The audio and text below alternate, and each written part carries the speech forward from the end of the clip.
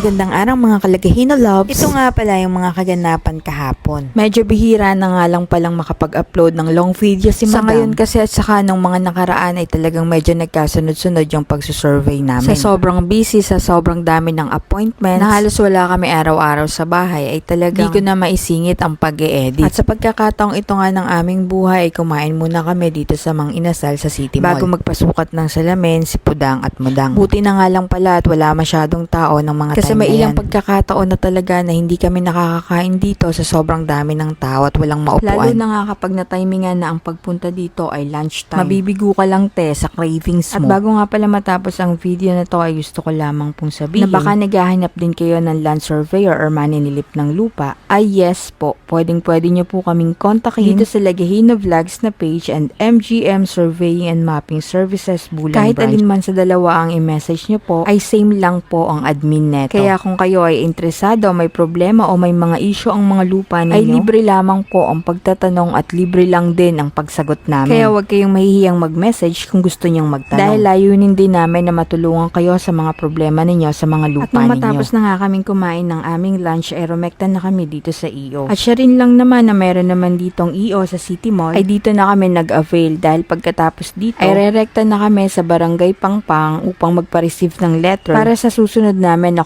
consolidation survey. Bale, nung nakaraan pa lang araw ay doon din kami nag-relocation survey at thank you so much ma'am sir sa inyong tiwala. At sana ay marami pa ninyong ipa-survey na lupa sa amin. Char! After namin sa EO ay rumekta na kami sa Ace Hardware. Dahil naka 40% yung table na nagustuhan namin dito ni Madam nung nakaraan ay binili na namin. Yung nabili niya kasi nung nakaraan para gamitin namin sa pagsasurvey ay sobrang baba. Pero itong binili namin bukod sa matibay, syempre, pwede mo siyang i-adjust kung gusto mo ng mababa or mataas. So paano po hanggang dito na lang muna. Sana masaya ang araw nyo at huwag kalimutang ngumiti. Bye!